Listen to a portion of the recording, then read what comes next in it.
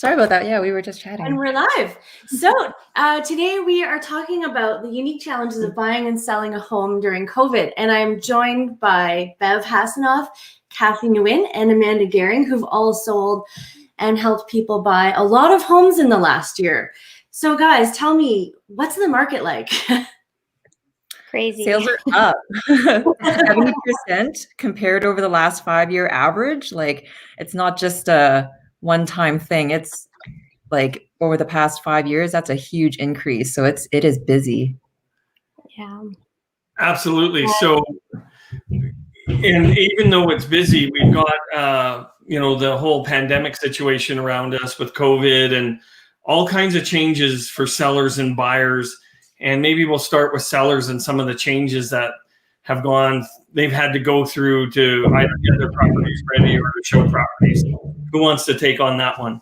I can answer that. I had a high-risk seller, for example, and they were very concerned with showing their property during COVID. So they had taken it off and had a discussion with me at a listing evaluation, and I was able to kind of ease their nerves about it, just explaining that I'll do a 3-touch process with any showing requests, have it on my listing to follow protocols, questionnaires, hand sanitizer at the door, masks must be worn.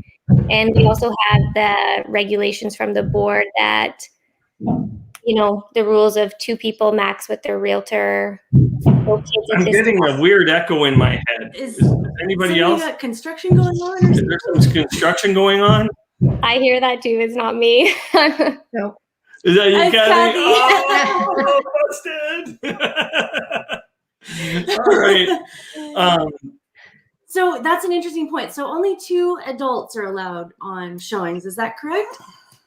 Yeah. And what if someone has children that they need caring or whatever? How are you guys dealing with that? Well, what we're doing is we're, telling people to enjoy the process. And if they can get, a family member, someone obviously that looks after the child as part of the cohort to take care of them. And then they can enjoy their time looking through the home. Or, if it comes down to they don't have childcare, then we just have to take them one at a time into the house. So, yeah, and that works in some situations. So just back to the special seller request, any other special advice you're giving them with regards to cleaning and before and after showings? Well, with my clients, I'm just telling them, to even grab a Lysol wipe down any light switches, door handles, cabinets, anything that would be a high touch point. Yeah. Because people do still want to be able to look in cabinets and closets. So. Yeah, we always suggest too, like if you are available to leave your lights on, because a lot of people are working from home, they can just flick on all the lights, kind of crack a few of the doors open so that they don't have to touch as much as possible. That helps too. And obviously having the place like sparkling clean is even more important than it was pre-COVID because people are probably sensitive to that a little bit, right? Mm-hmm. Yeah, absolutely. It's having a bottle of hand sanitizer at the front desk with a little note, please sanitize your hands. It's just another reminder to use it because it's there and it's becoming the new normal for sure. And marketing has changed. So I'll kind of... Yeah, what marketing are you finding is particularly effective during COVID? Virtual tours. Good yes, photos. Definitely. So the virtual open houses and the virtual showings or both? Both actually are working really well. So for sellers that really do want open houses, the virtual ones are fantastic. We actually get more viewings to a virtual open house than we would through our in-person ones now because everyone is online so much. It's great. Yeah, I don't think the virtual open houses are going away anytime soon. It's just actually gaining traction. What about virtual showings? Are you able to do any virtual showings? I've done a few, yeah. Okay. How does that work? Just pretty much FaceTime with them and at least walk them through the property. And I think the only tough thing about that is just space. Just trying to see the actual space in the room. Space for sure. But that will help because it's still me going in, and then if they like the layout, the way it flows, then we can book a second showing right away. So it's more about like kind of narrowing down properties at that point, maybe reducing risk by not going and seeing as many properties as people used to see. Is that what you're seeing? Or are people still just wanting to go out and look at everything? We'll still want to go out. A little of both. A little bit. Okay, well, has anyone had someone buy a house sight unseen? Me, yeah. Wow. And did they come see it at the inspection, or literally possession day? They're like, "Woo! Here's my new house." Inspection. One of them was the inspection, and then one of them they just bought it. You know, the virtual showing that we did, you know, it took a long time. We were there for like a solid hour and a little bit, but you know, trust in the realtor is really important too. We can, you know, I see something and I do zoom in on certain deficiencies, or, hey, look, there, you know, this is the type of flooring, and I zoom right into it. And, you know, like we do take a look as close as we can, so there aren't any surprises. And most importantly, there's no buyer's remorse at the end of the day, because that's a bad situation. Yeah, absolutely. Bev, we were talking a little bit before coming on. There's different spectrums of how people are dealing with this. Some from our complete denial and they don't want to adhere to anything. And then there's others that have like special health concerns and they're like super sensitive. How do you prepare your buyers to understand that things are a little different between each property they go to? It's not just flat out the same. Well, I think what I do is I take it to following our protocols that are laid out by the Realtors Association and by the Alberta government, right? So for those buyers that maybe aren't quite as concerned, we tell them that, you know, in order to show them homes, we do have to follow these protocols. And that includes masks, 2 people at a time only, and all that sort of thing, right? So, and then we tell them, you know, we might come to properties where the sellers have a big sign up saying, do not touch anything. Right. So, or only the realtor is to touch anything. So we just need to make sure that we're following people's wishes, respecting when we're seeing homes that is still somebody's home, their residence, and we need to respect that. Yeah, and cameras are ever present in home showings today, unlike they were 10 years ago. It's like it's just assumed that you're going to have some eyes in the sky kind of watching you go through a home. So and I've had agents tell me sanitize at the door, and they're watching through the doorbell camera. So you have, you know, you've got your hand sanitizer, you sanitize your people's hands before you go in. So and there's also nowhere for the sellers really to go. So sometimes they're just sitting in their car across the street watching. Yes. Right? Yeah, it's not like they can go to the movies or anything anymore for a showing.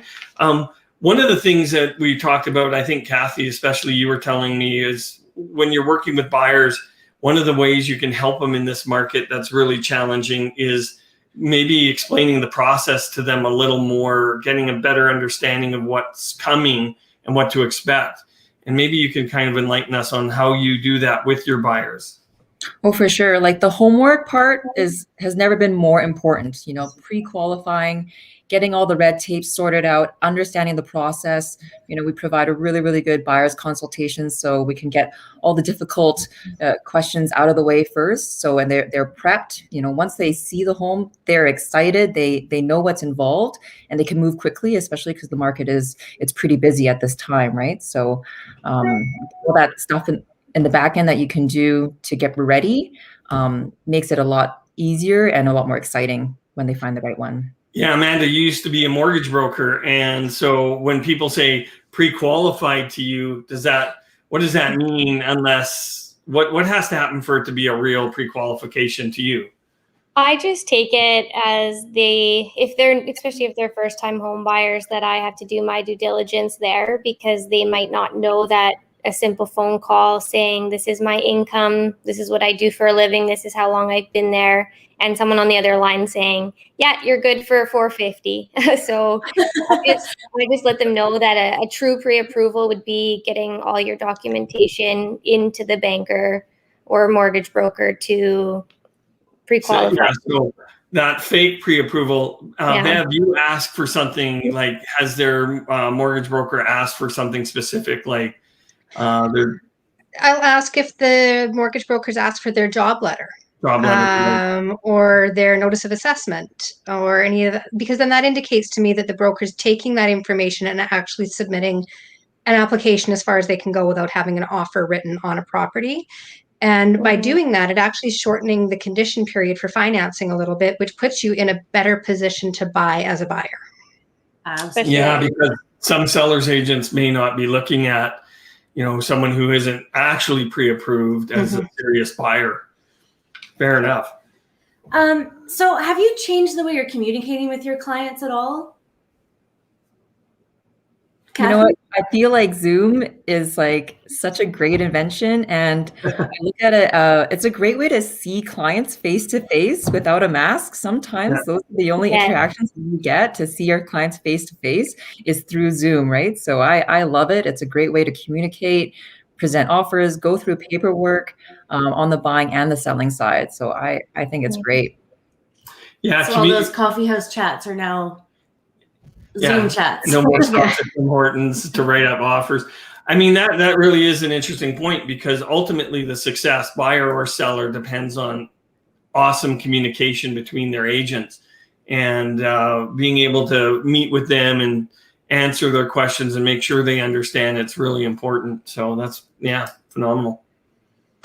So we got a question on Instagram from Clark780. Is it a good time to buy or sell, Bev? Well, as always, that can depend on your own individual needs and goals. But yes, it is right now is definitely a good time to sell, the best we've seen in years. Making sure the property is ready, the marketing plan is in place, and it's priced accordingly for the market, and it won't take long to go at all. For buyers, again, is it a good time to buy? Sure. Interest rates are fantastically low. We haven't seen interest rates this low ever. So it is a really good time to step into the market. And then he or she also asked, do you have any tips for first-time home buyers? Ooh. How about Amanda?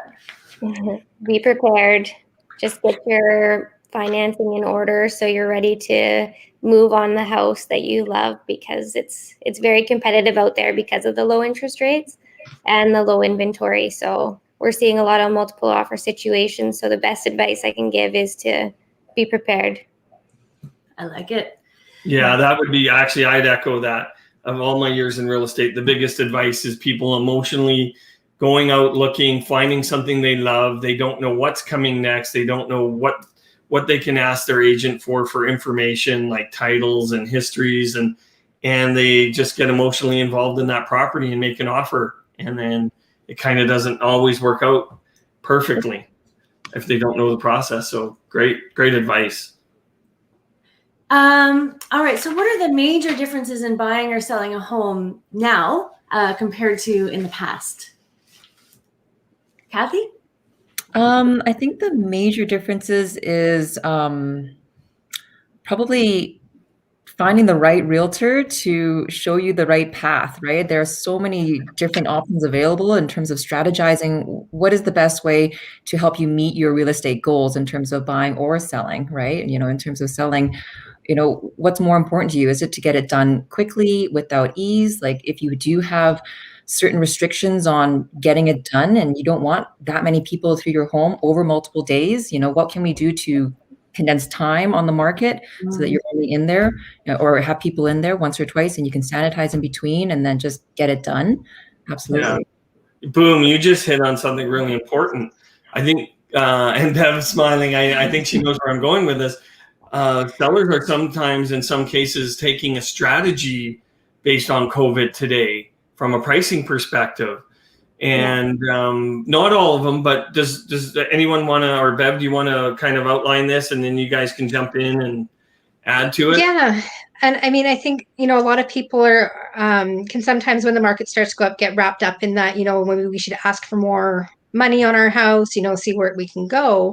But again, people with concerns, especially around COVID, are like, no, I want to be priced competitively. So, really digging into what has recently sold, what did it sell for? Let's price at that and see where it goes. And quite often that will generate multiple offers. It will. Yeah, Amanda, you had a situation specifically where they talked to you about that, right? Yeah, it was exactly what Bev said. Just that they wanted to price competitively, so they didn't have it sit on the market and just multiple people coming in like that was unnecessary. And, you know, multiple offers are happening so much that if you price competitively, sometimes you'll actually get more than what you listed at anyways. Yeah. So I think what I'm hearing is the time to get an offer may be shorter, but what about condition lengths? Are they shorter, longer, fewer conditions? What's happening there? I think the bank is still needing quite a bit of time. So I haven't seen super short conditions unless it's a cash deal. People are still needing time with financing because it's out of their hands. And I know that one bank is actually you're 6 days in a queue before they'll even look at a new deal. So sometimes that is what it is. But there's more backup offers because of that too. So. Okay, so that hits on another important point. The banks are taking longer. I've seen more backup offers done this year than since I started in real estate. And we've even seen backup offers in multiple. Yeah. So Cathy, you're smiling. Tell me about the backup offer situation. And if you're a buyer and a property is pending, is it worth looking at and maybe putting a backup offer on it, or you lost out in multiple? And it depends. Like I have had quite a number of buyers that we lost out on multiples and, you know, put in a backup offer, and I do prepare them. Like there's a pretty good chance that the first buyer is going to go through with it, but there's always that chance. You know, it doesn't hurt as long as we put in the right clauses that they could, you know, find something else in the meantime. But I've had actually 3 clients that put in backup offers and got it because that first could not complete, right? And they are just over the moon. They were so happy, and it was like a miracle, and it really, really worked out, and they were really happy about it. So I would suggest, if it doesn't hurt you, like it can work. Yeah, well, like I said, I've seen more backup offers this year than ever, but for sure I've seen more backup offers actually get the win. Yes. That's the difference between having a buyer that's prepared in this market, right? If the first buyer's not prepared, and then you're ready to go, right? And it's the danger to the seller in the multiple offer game in selecting the right offer, because that's a challenge. And, you know, that's maybe a story. Watch last week's. Yeah, watch last week. About yeah, that. yeah. What are your tips for moving day? Cathy, you were telling don't have your moving truck booked for moving day. Not We've always said that, but it's even more so now, right? Yeah. And I think just, you know, so you got the opportunity to have a clean done top to bottom, right? Whether that's bringing a professional cleaner, if you want to bleach everything yourself, get your carpets cleaned, take that extra time and enjoy the process a little bit too, right? Enjoy being in that space before you clutter it with all your boxes and, you know, start to make a plan. But I think it's a really good idea just to make sure that, have everything go smoothly, just take your time. And you give it some time to be empty, which can't hurt either. Yeah. All right, so let's wrap it up with what your top tips are. And right before we got online, Bev, you gave me an excellent number 1 tip for first-time buyers. And now I can't remember what that was, Sara. You said don't panic. Yes, it is true. Please don't panic when you're buying, even in a seller's market.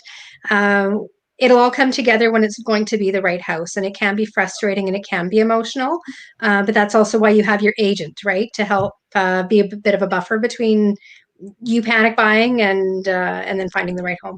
Yeah, absolutely. Patience is a virtue. Sometimes you definitely just, the right one's the next one. Yeah. Amanda, what's your top tip for buying or selling during COVID?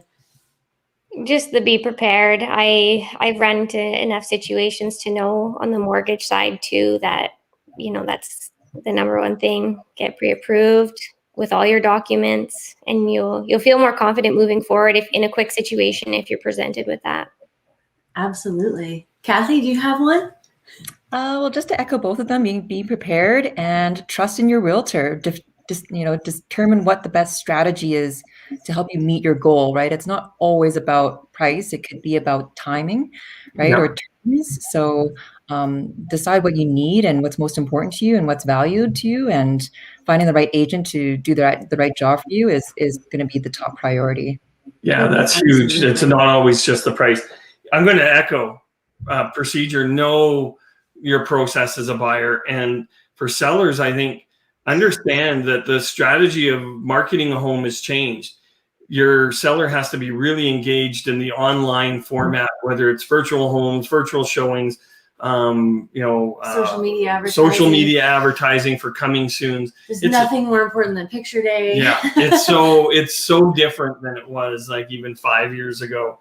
So yeah, that would be my tip. But and I'm going to add one for first-time buyers that sort of echoes Bev's. I also don't feel pressured. If you're feeling pressured to buy something or pressured to move on something, then it's probably a good idea to take a deep breath, take a step back, sleep on it. It might not. If it doesn't feel right, then it's probably not right. Yeah. Absolutely.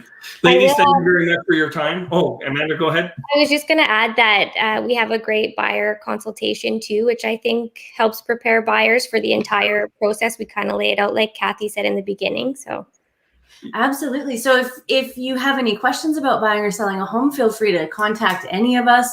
Comment in the comments below.